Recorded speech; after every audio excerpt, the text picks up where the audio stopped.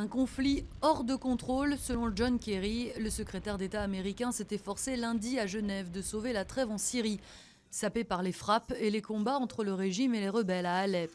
Des centaines de civils ont été tués ces derniers jours dans la deuxième ville de Syrie.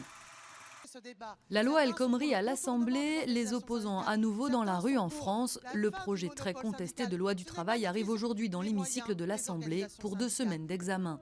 La pression de la rue ne faiblit pas et une partie de la majorité n'est toujours pas convaincue puisqu'il manque à l'heure actuelle 40 voix pour faire voter le texte.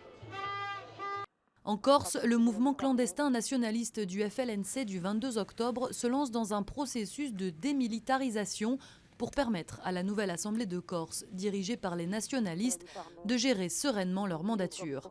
Cela ne signifie pas pour autant un dépôt des armes. Le mouvement réclame toujours le droit à l'autodétermination du peuple corse. 3 mai 1936, 3 mai 2016. Il y a 80 ans, le Front populaire emporte les législatives en France. Communistes, radicaux et socialistes arrivent au pouvoir, emmenés par Léon Blum.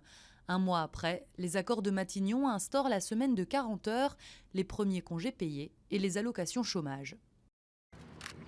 Premier navire de touristes américains en 50 ans, Cuba a accueilli hier lundi son premier bateau de croisière américain à la faveur du rapprochement diplomatique entre Washington et La Havane, synonyme d'arrivée de nouveaux touristes sur l'île communiste.